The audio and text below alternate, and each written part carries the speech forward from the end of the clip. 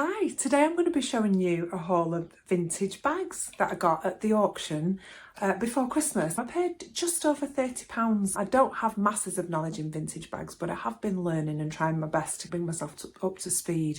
And there's a real mixture of things that I'm going to show you here today. This isn't actually the whole entire haul, but I wanted to give you some examples of resale prices, quick flips. I estimate that this particular selection that I'm showing you today is going to be worth resale around £500. So turning £30 into £500 for not masses of effort with bags, I don't feel, unless they need a clean, unless they've got that kind of musty smell.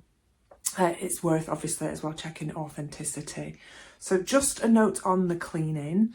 A tip that somebody gave to me, which really does work, is vodka in a spray bottle diluted with water. Obviously test first, but spraying vodka into a bag that might have a bit of a musty smell works a treat, particularly then if you can put it outside in the sunshine in the fresh air. You might need to redo that a couple of times, but it is worth a go. The other thing that works quite well are gentle baby wipes on the kind of surface of things, and also on the suede type fabrics. First off, I wanted to show you this. These little Baguette bags, these are really in demand at the moment amongst the teens and the 20-somethings who are all the rage for Y2K and 1990s. So Baguette bags, little handbags, mini handbags. This one is Kenneth Cole Reaction in green. It's a faux snakeskin. These will retail, probably you get £15 to £20 for something like that. And there's lots of those around at the car boots and the charity shops. And if you can pick them up for £1, they're pretty good and they're easy to post, nice and light. Next one is another snakeskin bag, but this time it's actually genuine snakeskin that came in the haul. It's in really good condition. These will retail at anywhere between £50 and £100 for genuine snakeskin bags, perhaps more if it's branded. Then I've got here a genuine leather, very typical 1980s type little handbag with the thick strap and the bow. This is by Exude of London. It's marked genuine leather inside, and these are going on eBay for around £20 to £30. It's in really good condition, nice zip pockets, everything works beautifully, very cute. Certainly with all the bow trend at the moment, I'm expecting that one to go quite quickly. Another popular one that you'll probably see now and again are the big messenger bags, the big kind of satchels, very retro. So here we've got a Dunlop body messenger bag. It's in really good condition, but it's not real leather, these are faux leather. But it's got the tag, underneath is in great nick, the strap is in fantastic condition, it's lovely and clean. This was in the auction haul. And these go for around £20. The next one that I've got for you is a 1960s vintage red Dolly bag. So these were super popular. It's got a long strap and it's in fantastic condition. Now inside is velvet, so it's really sumptuous. Gold with a clasp and a nice long strap, so you know, can be used over, crossbody, or on the shoulder. I think it's leather, but I keep smelling it, and I just smell vintage bag when I smell it, so I'm not sure about that. If anybody can enlighten me, that would be fantastic, how I might be able to certainly identify whether or not it's leather. I don't know, but it's very cute. The Dolly bags from the 60s in good condition, they go for around £50 if you get a nice one. The next one I didn't get in the auction haul, but I just wanted to show you anyway, because you might see these around. The vintage Osprey bags, so Osprey of London. I actually bought this in a charity shop and I paid for this £10 because I just liked it, and I'm going to use it myself on holiday in a couple of weeks, and then I'll see how I get on and I might put this up, but it's such lovely condition. It's got the Osprey London badge on. That says 1980 on the back there. I don't know whether it is initially from the 80s. I'll have to do a bit of research, but the lining is immaculate. There's no marks at all in that. So it's Osprey by Graham Allison. These you might see around, they do go for around £30. So I probably would have liked to have picked that up for cheaper, but I have bought it to use myself. A little flat crossbody bag by Osprey. This next one I've actually had listed for ages and I've had no interest in it. So I'm going to redo the listing and have another little dig around for prices. I've probably overpriced it. It's a Fassbender suede black 1950s handbag and it's just gorgeous. It's got the Fassbender of England, made in England badge. It's satin lined. It's really pretty and a gorgeous little size. It's got compartments inside, and I started this initially at £50 and I haven't got any interest, so I'm going to relist it, probably go on at about 35 just to see if I can get a bit of interest. 2 handles, just super cute. I thought, yeah, I did think I'd get more, but I'm obviously off the mark with that one. And I guess that's the thing with learning to sell or resell, is you just got to experiment, and you've also got to not allow emotion to rule your pricing decisions. You are ruled by the market, end of. Your stuff is worth what someone is prepared to pay for it. So eBay completed and sold prices are worth their weight in gold, because that will give you median market prices of where we're at the moment. When I first put that on, which was before Christmas, and I was anticipating maybe a Christmas sale on that, they were going for around 50, but I'm guessing because I've had no interest, you do need to just adjust accordingly. And this is why sourcing cheaply is so important.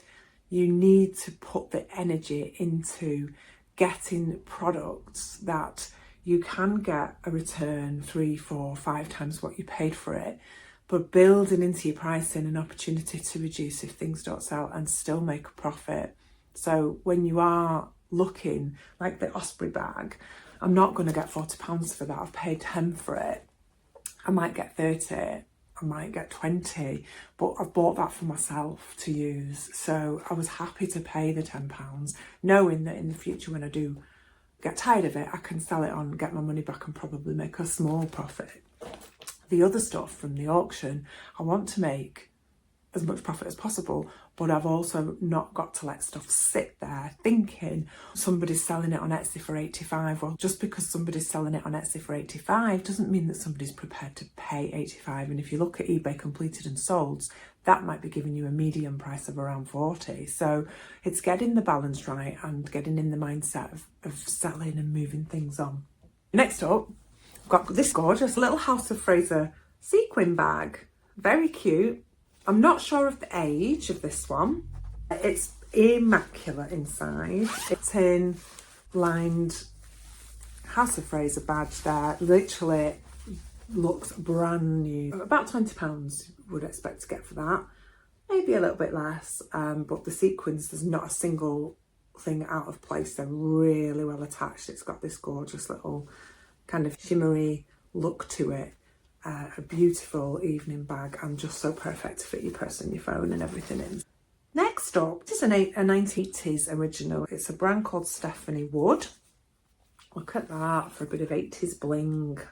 Now, it's got a bit of wear and tear, so it's not in the greatest condition. It's also a little bit mucky, so I'm not convinced whether I'll actually be able to list this, but I am going to give it a little clean, not spend too long on it, because profit-wise, these go for around £20, but the lining inside is decent and there's not really much damage inside. It's just a little bit marked. You never know if anybody's going to an 80s party. I've got the perfect bag for you and it'll be going cheap. Again, I just wanted to show you though that there are these kind of little things lurking, and it's dead easy to post a quick little profit for you on some of these bits.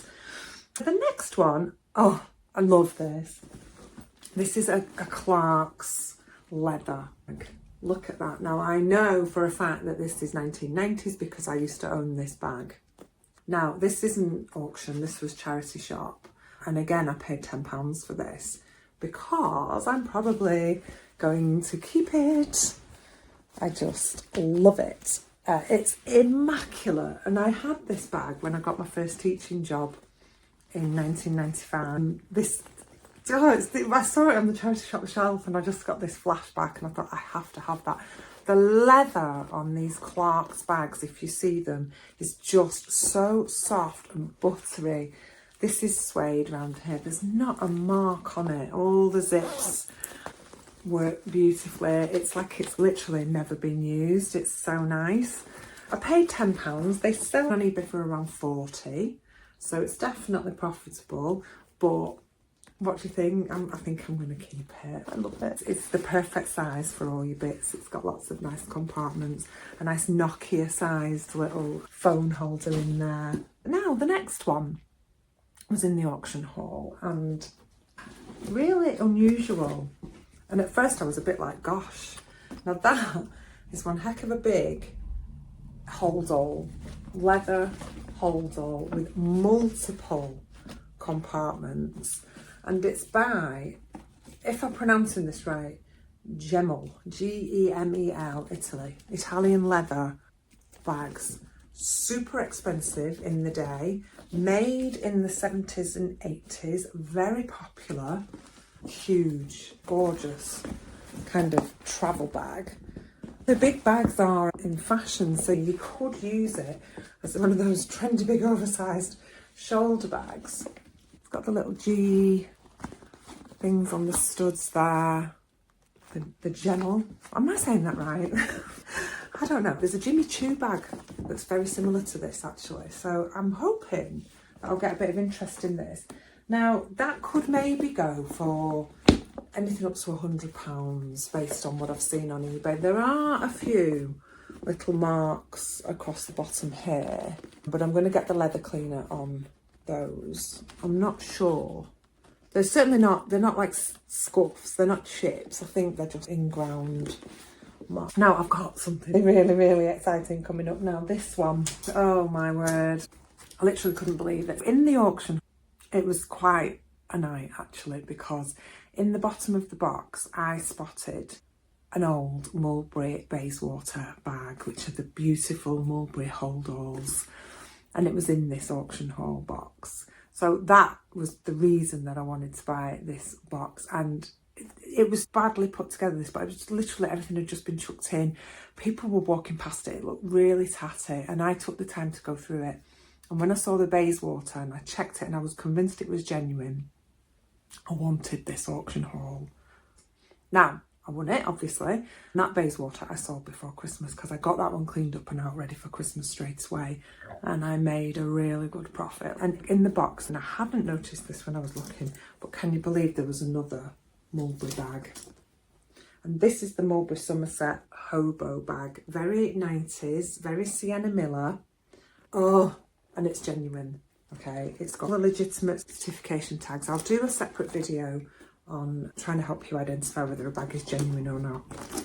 It is just beautiful. I've been using it because I love it and I don't know what to do. It does need a bit of professional attention. There's a mark there, but I don't mind that. And it's just gorgeous, slouchy little hobo bag. Now these go for anything up to £400 in good condition. In this condition, probably around 200 if I get that mark sorted, which I think is going to be worth it. Otherwise, I'm probably going to be looking maybe 150.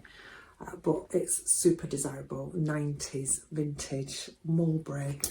Show you the tag. There, you can just see with the number. That is heavy as well. The Mulberry's on all of the zipper things and on the end there. There's lots of signs. What do you think? That was unbelievable. So I'm hoping in good condition, maybe £200 for that if I don't keep it. So altogether, I'm probably looking at around £500 on those bags. So definitely keep your eyes peeled. One more that I just want to show you that I bought at the charity shop recently was also this Marc Jacobs workwear bag. I bought this new and this is out of stock, but again, it's legitimate. It's got all of the right things in all of the right places. It's heavy, the metal feels heavy, it's high quality, the stitching's good. But I paid £10. It had been on in the shop for 20. and they'd reduced it down to 10. There's a definite profit to be had in that. So sometimes don't discount in the charity shops the things that are priced a bit more highly. They're priced a bit more highly for a reason. Do your research. Let me know if you've done any bag selling, because very much True North Vintage for me has always been around home decor items and accessories. So bags, belts, jewellery in particular. I haven't done much in clothing. I do sell clothes just privately and stuff. I don't find that I'm very good at selling clothes. I just get a bit impatient. I want them out of the house. Whereas the decor, I feel like I can use it. Like up on my shelf there are some of the things that I've got listed for sale, and I put it up around the house and I put the art on the walls, and it just feels easier for me to sell. I will update you in the coming weeks with how I get on. And if you have any questions or comments, do let me know. If I've missed a trick with any of that and it's way more valuable than I think, or it's nowhere near as valuable as I've suggested based on the eBay prices, then definitely drop me a comment. Thank you so much for watching. If you haven't done already, please subscribe to my channel. I would really love that. My statistics are suggesting that a third of the people that have been watching my videos have actually subscribed. So I would genuinely love it to help me, to encourage me to keep pushing out this content. I've got so much stuff to come, a mixture of hauls, learning about vintage and reselling, but also around the business side of things and using my day job as a coach to help people to grow successfully and with good well-being in whatever it is that they're doing. So I really value you being here. Thanks again for watching, and let's catch up again next time.